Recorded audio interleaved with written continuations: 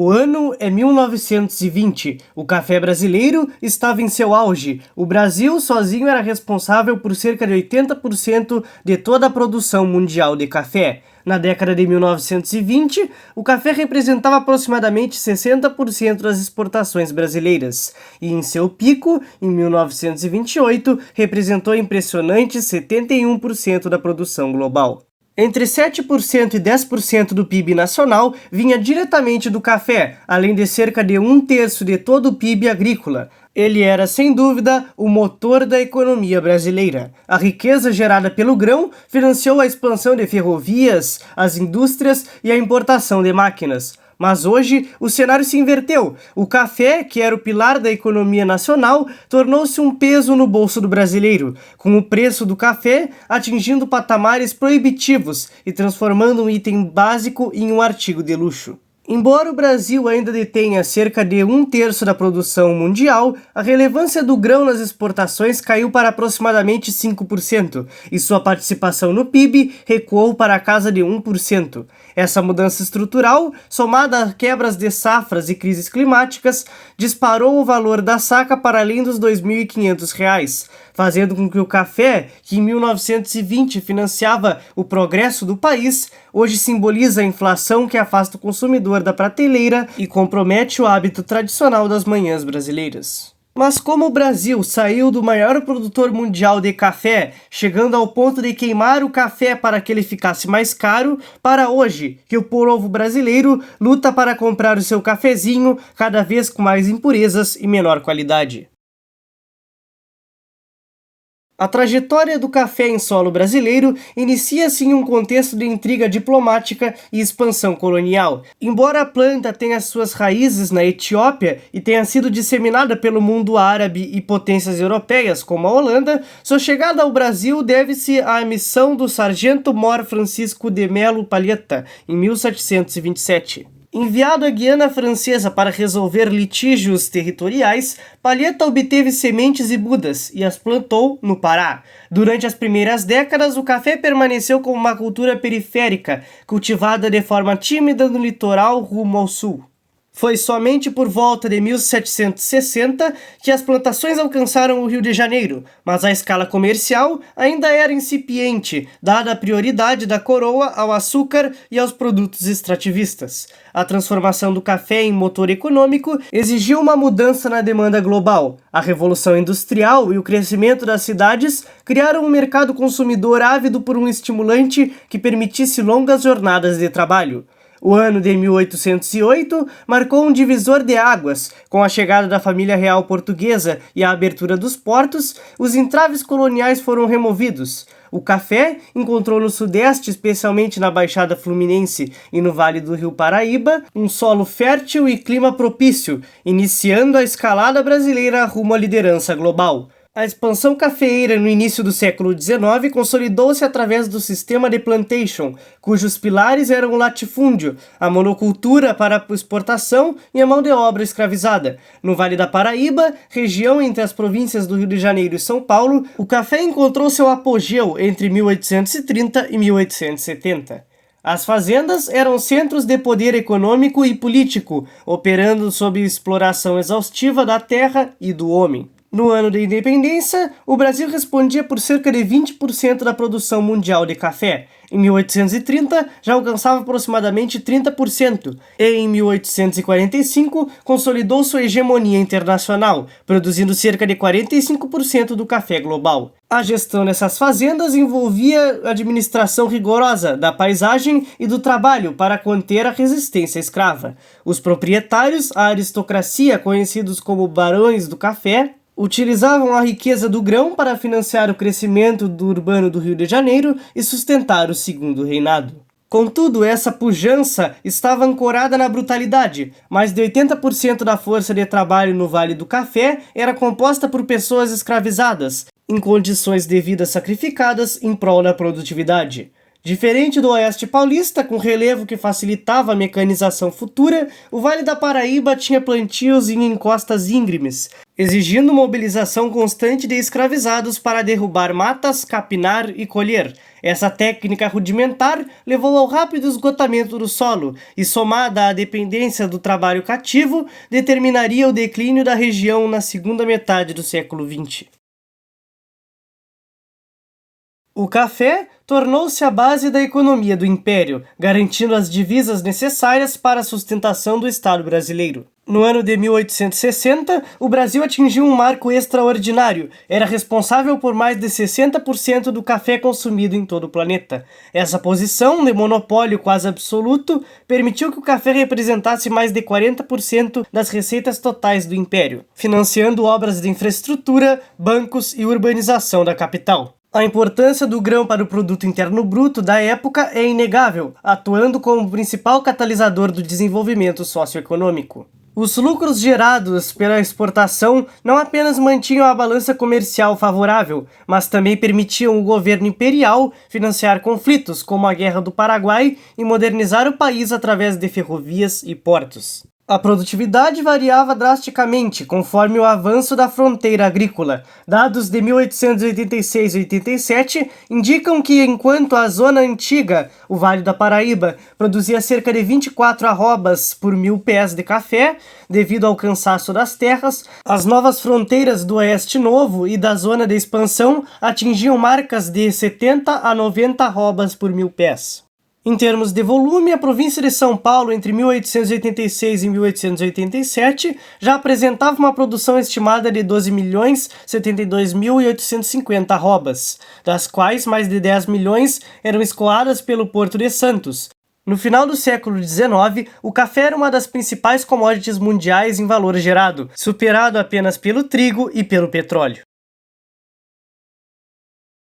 A proibição do tráfico transatlântico em 1850 forçou a elite cafeeira a buscar alternativas à mão de obra escravizada, enquanto no Vale do Paraíba tentou-se prolongar o sistema escravagista através do tráfico interno e do aumento do preço dos cativos. No Oeste Paulista, iniciou-se a transição para o trabalho livre e imigrante. As primeiras experiências com europeus lideradas pelo senador Nicolau Campos Vergueiro na fazenda Ibicaba basearam-se no sistema de parcerias. Nesse modelo, o imigrante dividia os lucros líquidos da produção com o fazendeiro, mas o sistema faliu devido às dívidas crônicas e às condições de semi-servidão impostas, gerando revoltas e desencorajando a vinda de novos trabalhadores. A partir das décadas de 1860 e 1870, surgiu o colonato como uma forma básica de trabalho livre. Diferente da parceria, o colonato envolvia uma remuneração mista. O colono recebia um pagamento fixo para cuidar de um certo número de pés de café e um valor por alqueire colhido, além do direito de plantar sua própria subsistência entre as fileiras de café ou em terras marginais. Esse sistema atraiu famílias de imigrantes, principalmente italianos, garantindo ao fazendeiro uma reserva constante de mão de obra e permitindo ao trabalhador alguma autonomia. Essa transição foi fundamental para que o Oeste Paulista superasse o Vale do Paraíba, permitindo uma expansão produtiva massiva. Em meados da década de 1880, a produção regional já alcançava milhões de sacas anuais, número que mais que duplicaria no início do século XX. A necessidade de escoar a imensa produção cafeeira foi o motor da industrialização e da instalação da malha ferroviária no Brasil. As ferrovias, como a Estrada de Ferro Modiana e a Santos Jundiaí, reduziram drasticamente os custos de transporte e permitiram que o café chegasse com mais rapidez e qualidade para os portos de Santos e do Rio de Janeiro. Os lucros do café financiaram não apenas as estradas de ferro, mas também a navegação a vapor e os primeiros bancos nacionais, criando uma elite econômica urbana e conectada aos interesses agrários.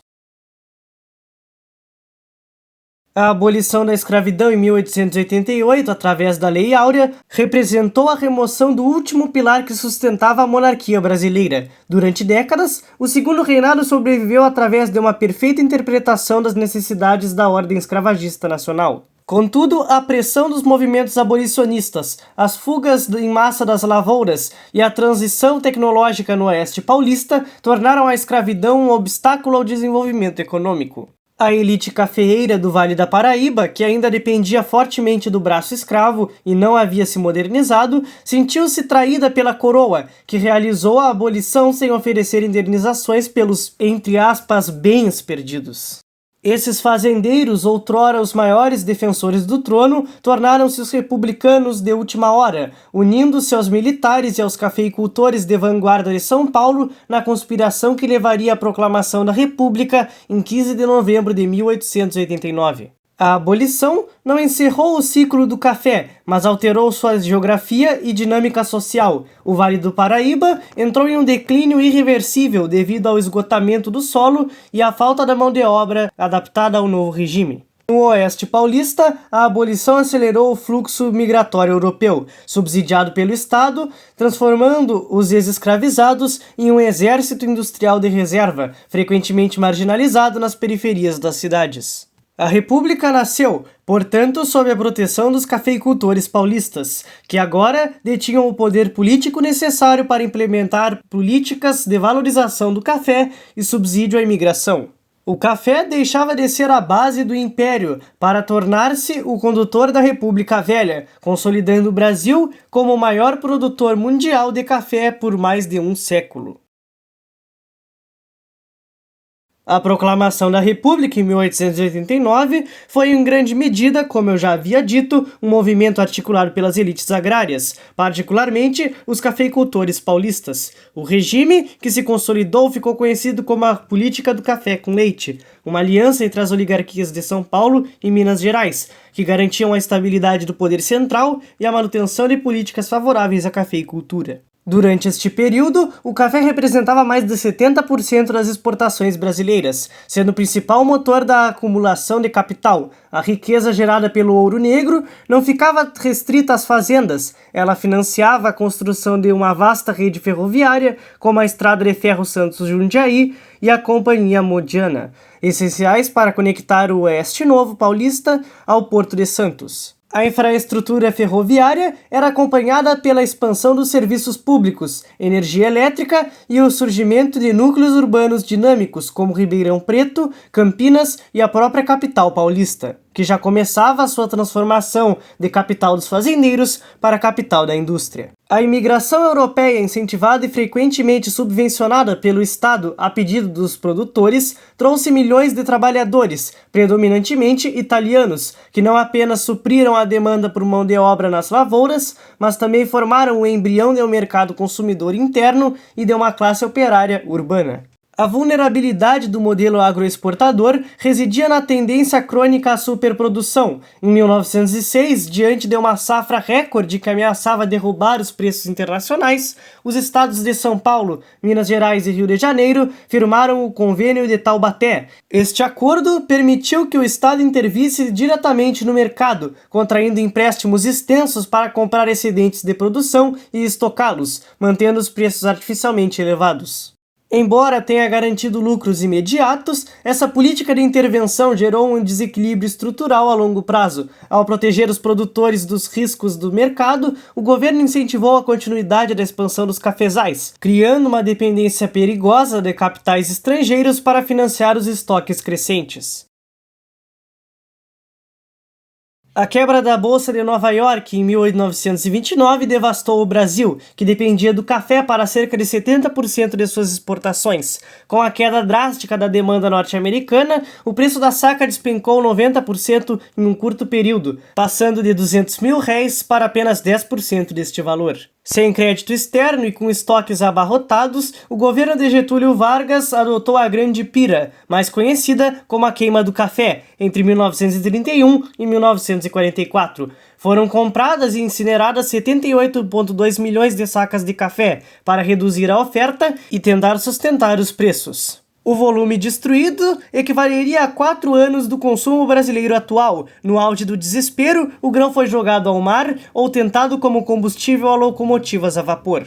A crise selou o fim da República do Café com Leite e permitiu que Vargas centralizasse o poder e criasse o Conselho Nacional do Café, em 1931. Diferente dos governos anteriores, Vargas utilizou a crise para induzir a industrialização por substituição de importações. Como o Brasil não tinha mais divisas para importar manufaturados, o Estado passou a incentivar a produção interna de bens. O capital acumulado pela elite cafeeira foi o combustível original desse processo. Os lucros da lavoura financiaram as primeiras fábricas, bancos e malha ferroviária necessária para entregar ao mercado nacional. Além disso, o governo promoveu a diversificação agrícola para reduzir a vulnerabilidade do país, incentivando o cultivo de algodão, açúcar e laranja, que passaram a ganhar espaço onde antes só existiam cafezais.